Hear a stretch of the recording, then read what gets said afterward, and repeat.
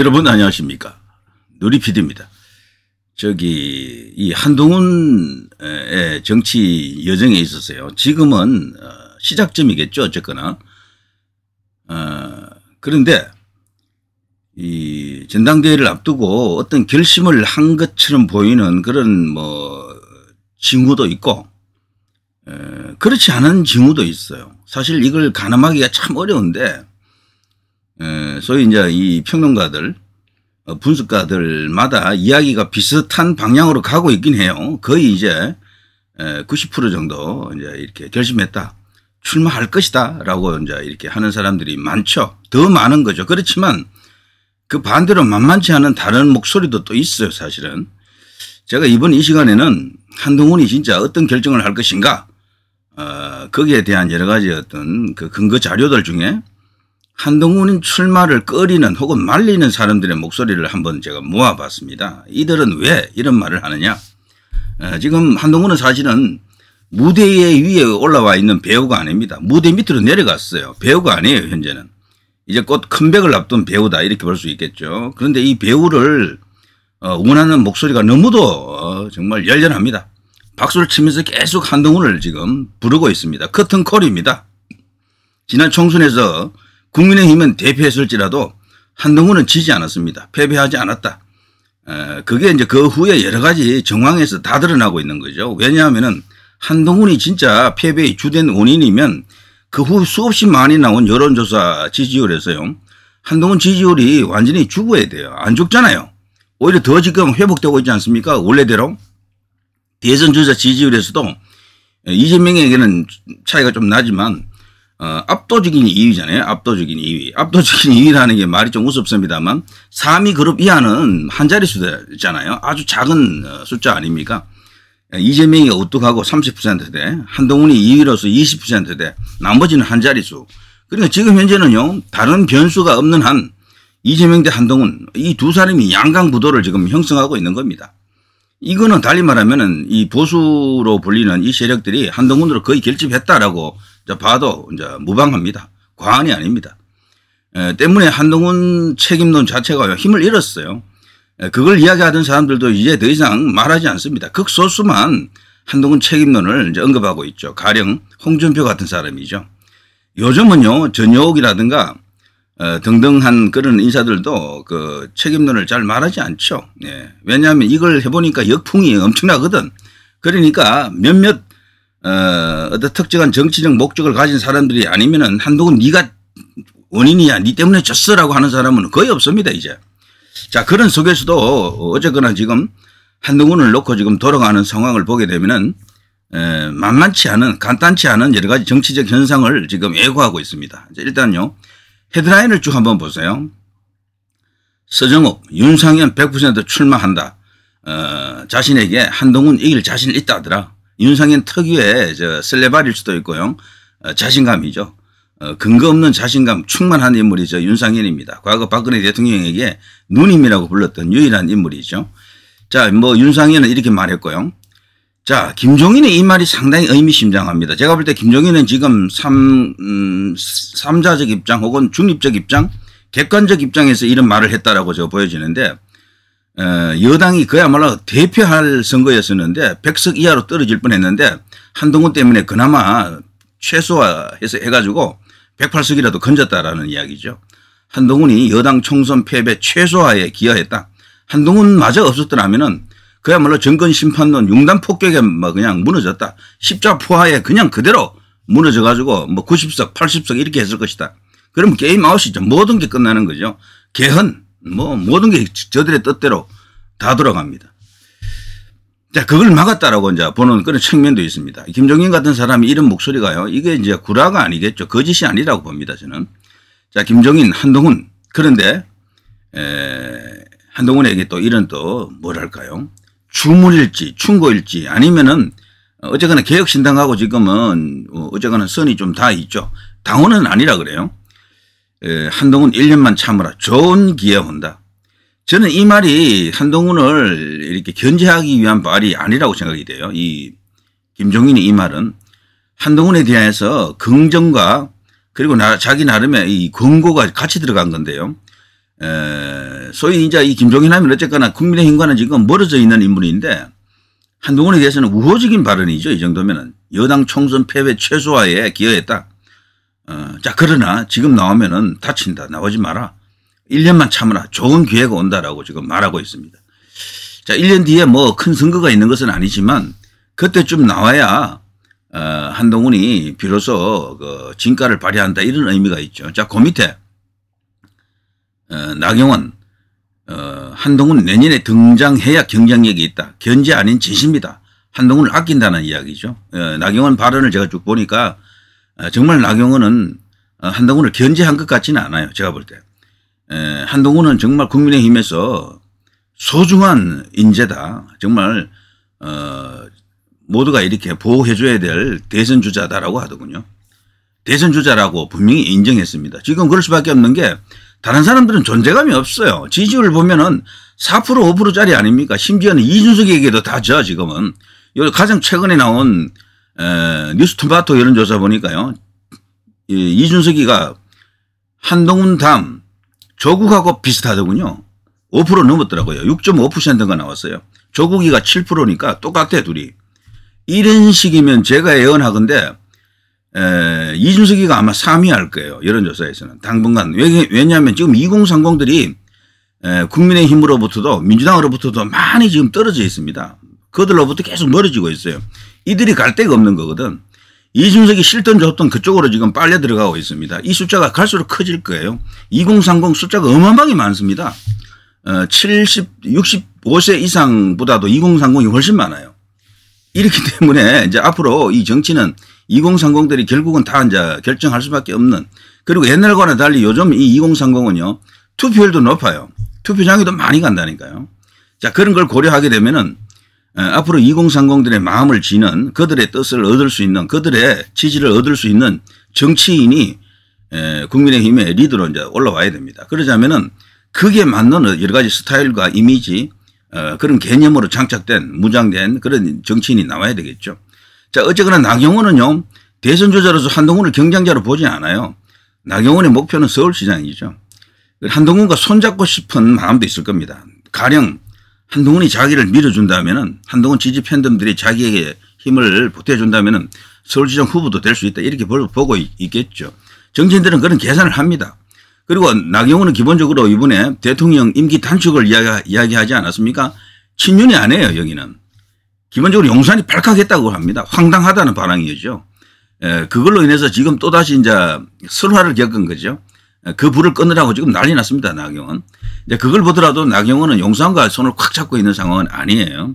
제가 이 평론은 지금 일어나고 있는 것을 그냥 있는 그대로 이제 이렇게 보여주고 있다, 말해주고 있다라고 생각해 주십시오. 나경원의 기본 스탠스는 현재로서는 이 개헌파에 지금 자신의 입장을 지금 보여주고 있고요. 내각제 개헌론자죠. 그러면서 자기의 이제 기본적인 어떤 목표는 서울시장, 그리고 용산과 일체화되는 친윤은 아니다. 자, 그렇다면 한동훈하고 그렇게 적대적일 수가 없어요. 여기는 기본적으로 어떤 사안에 있어서 같이 손도 잡을 수 있는 그런 상태입니다. 그래서 이 말 자체는 저는 절대 이게 견제용이 아닌 것으로 저는 믿습니다. 확신합니다. 견제가 아니에요. 만일에 한동훈이 이런 데도 불구하고 꾸역꾸역 나오면은 나경원은 아마 출마 안 할 가능성도 있어요. 이렇게 되면은. 자, 일단 요 정도. 왜냐하면 나경원 뒤에는 누가 있느냐를 보면 여기는 지금 누가 있는 것 같지 않아요. 지금 현재로서는. 당 안에서는. 그래서 원래 이제 인지도가 높은 인물이니까 이제 뭐 여론조사에서도 꽤 나오고 수치가, 그리고 언론에서도 나경원을 자꾸 거론하니까 본인이 이제 출마해야 되는 것으로 당연히 생각하겠죠. 그렇지만 한동훈이라고 하는 절대 카드가 등장하게 되면 나경원도 아마 생각을 달리할 가능성이 있습니다. 그러나 다시 뒤집어서 생각해 보면은 나경원 입장에서는 한동훈이 나와주지 않으면은 자기가 나가서 당선될 가능성도 좀 있죠. 그렇게 되면은 그때 한동훈의 지지를 받고 싶은 욕구도 있는 겁니다. 그러면 당선되겠죠, 당연히.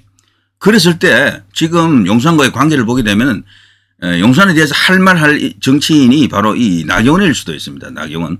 안철수처럼 그렇게 할 수도 있어요. 이 나경원도. 이제 그때 한동훈과 어떤 관계가 이제 성립되겠습니까? 그것도 생각하면은 이 나경원을 한동훈 팬들이 적대시할 필요가 없어요. 제가 볼 때는. 설령 이 당권 경쟁을 놓고 같이 경쟁하더라도 한동훈이 결국은 품어야 될 정치인입니다. 제가 볼 때는. 이 나경원은요. 자, 그 정도고요. 자, 또 넘어가면은 배종찬 한동훈의 지구당 부활 주장은 전당대회 출마를 위한 워밍업이다. 대체로 이렇게 봅니다. 대체로 지난번에 직구 관련해서 자신의 어떤 입장을 말했을 때 그때 벌써 한동훈은 출마한다 라고 생각할 수도 있는 여러 가지 어떤 근거가 있었고요. 이거는 거기다가 하나 더 확실하게 그냥 못을 박은 거죠. 나 출마한다. 지구당 부활 주장 저것은 지극히 정치적 주장 아닙니까? 이재명도 저 주장을 했고 한동훈도 같이 했어요. 양 진영의 제1대선주자 후보들이 지금 현재 어쨌거나 뭐 같은 입장인 겁니다. 그럼 저렇게 이제 가겠죠. 앞으로. 지구당은 부활될 겁니다. 그렇게 되면 지구당 부활하면은 국회의원 아닌 사람들도 지구당 이제 위원장이 되면은 상당히 큰 정치적 영향력을 행사하고 정치적 활동을 할 수가 있습니다. 플래카드도 걸 수 있고요. 법에서 인정하는 공식 당 조직이 되고 정치 후원금도 거둘 수 있고 멈추는 변화가 따릅니다. 그러면 해볼만 해요. 그러면 국회의원은 아니더라도 반국회의원이 되는 겁니다. 그 지구당 위원장은. 그렇게 되면 이번에 탈락한 이제 이 사람들이 많잖아요. 국민의힘은. 자, 이들이 어떤 정치력을 갖게 되는데 이들이 이제 한동훈의 지지 세력이 될 가능성이 크죠. 대거 그냥 한동훈 팬덤화 하고 있는 것 같더라고요. 그러니까 한동훈의 이 이제 그 대세는 더욱더 견고해지고 있는 겁니다. 확고해지고 있다. 벌써부터 거의 결정적이다. 저는 그렇게 보고 있는데요. 그래서 이번에 당대표가 되든 안 되든 한동훈 대세는 누구도 못 꺾는다라고 생각합니다. 그 사이에 정말 경천 동주할 일이 일어나서 한동훈이 그냥 이렇게 돼가지고 어디 들어가지 않는 한 그건 어렵다. 한동훈 대세를 꺾을 수는 없다. 이런 생각이 들어요. 자, 어쨌거나 이 지구당 관련해서는 이거 아주 중대한 뉴스입니다. 그래서 이걸 보면은 한동훈이 본격적으로 정치에 일단 발을 들여놓은 것은 사실인데 그러나 이걸로 모든 것을 결정하기는 아직 이르다. 정말로 이제 출마할 것인지는 조금 더 두고 봐야 됩니다. 자, 이철규 한동훈 윤 대통령 식사 거절 아름답지 못해 전대 출마 본인이 결정할 일이다 뭐 이런 식인데 윤 대통령 식사 거절한 것은요 지금 거론할 이슈가 아닌 것 같은데 이런 식으로 또 이철규 친윤의 지금 찐윤이라고 이제 하는 인물이 이걸 또 이제 거론했습니다. 어느 정도 견제를 하고 싶은 마음이 있는 거죠. 그렇지만 언어를 보면 알겠습니다만 직구를 던지지 못해요. 돌직구가 아니고 약간 변화구를 던지는 거죠. 좀 알아달라. 우리 마음이 이렇다라는 걸 알아달라는 거죠. 제발 좀 나오지 말라는 얘기죠. 자, 친윤 이철규 한동훈 윤 식사 거절은 아름답지 못했다. 자, 여기에 대해서 호응하는 사람들도 있을 것이고 천만회라고 생각하는 사람들도 있습니다. 자, 어디가 굳이 숫자가 많으냐 하면 제가 볼 때 천만회 쪽이 더 많다라고 생각합니다. 자, 친윤 유상범 한동훈 전대 출마설에 결심 아직 안 했다면 안 나오는 게 상책이다. 나오지 말라는 얘기죠. 결국. 친윤의 입장들은 기본적으로 대통령하고 각 세우지 말라는 얘기입니다. 이건 저들이 아는 거예요. 용산이 한동훈 체제를 원하지 않는다라는 겁니다. 이건 명백해요. 친윤 중에 친윤들이 이렇게 말할 때는 그거는 뭐 100% 용산의 뜻이 거기에 들어가 있다라고 봐야 됩니다. 그래서 한동훈은 이번에 나오면은 대통령하고 불편해진다. 근데 제가 볼 때는 서로 불가근 불가원의 어떤 그런 원리로서 서로 이렇게 협조할 건 협조하고 때로는 서로 약간 뭐 이렇게 불편한 관계가 되더라도 그것이 정치인데 어쨌거나 이런 경험을 한 번도 하지 못했고 윤 대통령과 한동훈 간의 그 특수관계를 고려하게 되면은 이들로서는 감당하기가 어렵다. 한동훈이 이번에 전당대회에 나오게 되면 덕보다 실이 많다라고 지금 친윤에서는 주장하고 있는데 이것을 무조건 진영 논리로요. 한동훈을 배척하기 위한 논리로 볼 필요는 없어요. 제가 볼 때. 이 말 속에는 진짜로 한동훈을 아끼는 말도 조금 들어있거든. 용산에서는 사실 대통령은 힘이 있는 존재 아닙니까? 옛날부터 하는 말이 대통령은 대통령을 만들지는 못해도 떨어뜨릴 수는 있다라고 하는 존재입니다. 그래서 한동훈으로서도 상당히 이제 신경 쓰일 수밖에 없죠. 정말 어떤 포지션, 어떤 스탠스를 잡아야 되느냐, 용산하고 어떤 관계를 맺어야 되느냐, 이거는 스스로도 아직 정립을 완전히 못했을 것 같아요. 제 생각에. 이걸 고민하고 있을 것으로 봅니다. 이렇게 이철규, 유상범 등등이 이런 식으로 계속해서 출마 안 하는 것을 원하는 이런 발언을 완곡하지만 하는 겁니다. 하고 있습니다. 이것은 분명히 용산의 뜻이 여기에 지금 들어와 있다고 봐야죠. 자, 개혁신당 최상병 특검의 당론 찬성 이준석, 한동훈 입장 밝혀라. 자, 이준석이가요. 본인은 아니다 하면서도 지지율이 이제 조금씩 나오니까 여론조사 지지율 돌려보면은 5% 넘었다라는 것은 대선 주자로서 이거 엄청난 겁니다. 이래 되면 토론에 나오는 거잖아요. 공식 토론에 무조건. 원래 정당 5석 이상 그런 조건이 있는데 이 3석이라도 뭐 앞으로 뭐 차기 유자들 대상으로 해서 무슨 토론을 할 때 공식적으로 초청 대상이 되는 겁니다. 법적 초청 대상이 되는 거예요. 엄청난 어떤 여기 뭐랄까 이 효과가 생길 겁니다. 나비 효과 같은 게 생길 수가 있는데 앞서 제가 말한 것처럼 2030들이 지금 국민의힘으로부터도 지금 그리고 민주당으로부터도 지금 다 떨어져 나오고 있어요. 이 숫자가 굉장히 큽니다. 그들이 갈 데가 없어. 결국은 저쪽으로 갈 가능성이 크다고 저는 보거든요. 만일에 이런 식으로 올라가서 조국을 딱 넘어가는 순간 이거 만만치 않은 제3주자가 됩니다. 그러면 조국만 넘어가 버리면 조국이 아마 저는 이준석이한테 진다고 봐요. 조국은 계속 지금 떨어지고 있거든요. 그런데 둘이 벌써 붙어버렸잖아요. 그럼 다음 뭐 두 번째 뭐 뒤에 그때 여론조사에서는 이준석이가 조국을 이길 것으로 봐요. 제가 이준석 좋아하고 안 좋아하고 그런 이야기가 아닙니다. 그냥 있는 대로 그냥 분석을 해주는 겁니다. 그렇게 되면 이준석은 무조건 두 자릿수로 올라갑니다. 홍준표, 유승민, 안철수, 그리고 오세훈 등등이 볼 때는 아득한 수치의 숫자가 나올 수도 있어요. 홍준표 4%, 이준석 12% 이렇게 될 수가 있다니까요.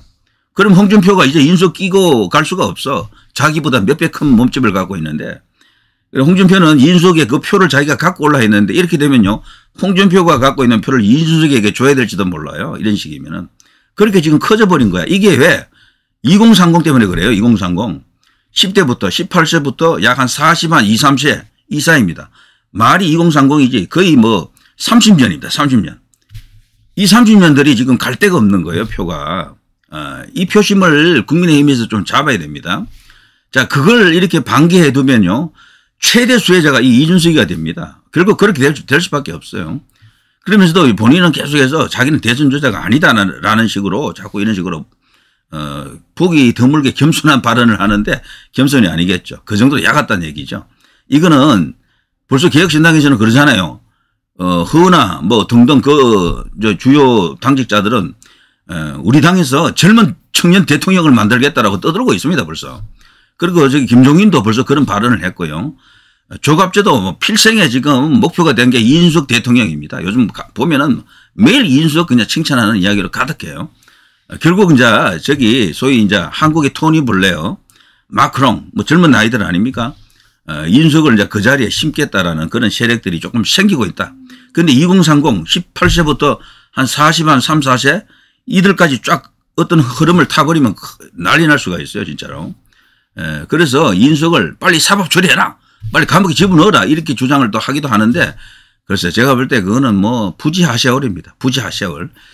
자, 그 밑에 홍준표, 한동훈 지구당 부활 구상에 정치개혁 반하는 것이다. 홍준표는 딴 거 없습니다. 그냥 한동훈 반대로 가는 거야 계속. 이재명하고 한동훈이 같은 목소리를 냈잖아요. 그런데도 자기가 이런 목소리를 내는 것은 그냥 차별화 전략이다. 언급할 필요가 없습니다. 홍준표는 이미 끝난 것 같아요. 이렇게 해도 자기에게 세가 몰리지 않고 지지율이 안 올라가잖아요. 더 떨어지고 있잖아요. 오히려. 그리고 홍준표는 5% 이상 못 간다는 게 입증되고 있는 겁니다. 벌써. 자, 이준석, 한동훈 당대표 출마 세 글자로 말하면 권력욕이다. 이렇게 하면서도 속으로는 은근히 한동훈을 더 견제하고 있는 게 이준석이죠. 자, 이미 야심이 지금 드러나고 있는 겁니다. 뭐 여차지 가면 뛰어들 판입니다. 자, 이런 복잡한 상황 속에서 한동훈이 이제 어떤 결정을 할 것인가?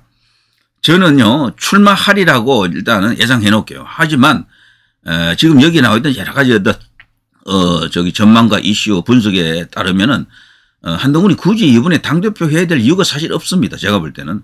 하게 되면 그야말로 이것은 독이든 성배, 매를 자청하는 것이다라고 볼 수가 있겠죠. 그 용산과의 관계가 지금 뚜렷하게 정립이 안 된 상태에서 포지셔닝이 안 된 상태에서 출마하게 되면 상당히 큰 어려움을 겪을 수도 있다.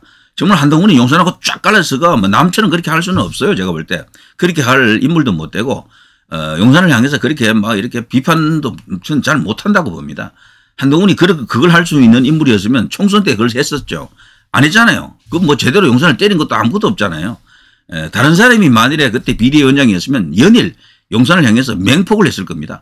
박근혜 대통령이 그때 대표 시절에 이명박 대통령 마지막 임기 연도에 그때 총선이 있었잖아요.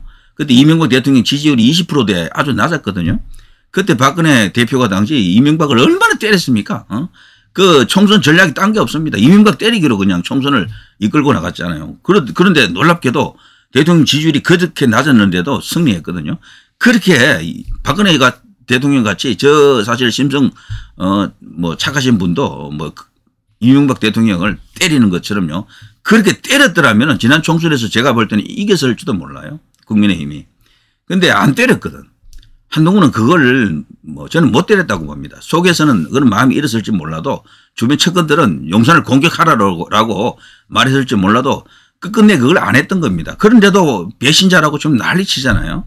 진짜 진정한 어떤 그 차기 주자가 이 현역 권력하고 갈라서는 걸 여러분들이 못 봤습니까? 그동안 쭉 보면 우리나라는 그런 역사입니다. 이제 차기 주자가 미래 권력이 현역 대통령에게 칼 들이댄 게 얼마나 많습니까? 그런 사례들이. 그게 보면 한동훈은 흉내도 못 냈다 사실. 그렇게 보는데 어쨌거나 지금 상황은 한동훈이 마지막 최후 결정을 앞두고 어쩌면 출마 안 할 가능성도 좀 있다고 봅니다. 저는 뭐 꼭 1년 뒤가 아니더라도 한동훈은 지금 이 상태를 보면요. 굳이 당대표 하지 않더라도 이 자신의 존재감, 그 지지율은 유지할 것 같아요. 그게 어렵다고 보기 때문에 출마하라는 것 아닙니까? 자칫하면 잊혀진다. 자칫하면 뭐, 경력이 없다고 나중에 뭐 저기 공천 받거나 대선 후보 되는데 크게 결격 사항이 된다 그러는데 그렇지 않습니다. 한동훈의 이 정도의 인지도와 이 정도의 영향력이면 이 정도 팬덤화 현상을 보게 되면은 야인으로 있더라도 그대로 지지율이 나옵니다. 그거는 뭐, 불을 보듯 뻔해요. 그래서 일정 부분 좀 더 이렇게 수련의 기간, 숙고의 기간을 거치는 것도 나쁘지 않다. 저는 그렇게 봅니다. 그렇지만 나올 가능성이 일단 큰 것으로 보이긴 해요. 그렇지만 나오지 않더라도 사실 크게 문제가 안 됩니다. 오히려 그게 더 나은 선택일 수도 있다. 이런 생각이 들죠. 자, 이런 경우 이제 원희룡과의 관계가 또 어떻게 설정되느냐 이런 것도 복잡하게 이제 얽혀 있는데 어쨌거나 한동훈으로서는 그 모든 것을 계산을 지금 끝내고 있을까? 글쎄 완전히 끝낸 것은 아니다. 지금도 풀고 있는 중이다라고 생각되는데요. 자, 조금만 더 지켜보죠.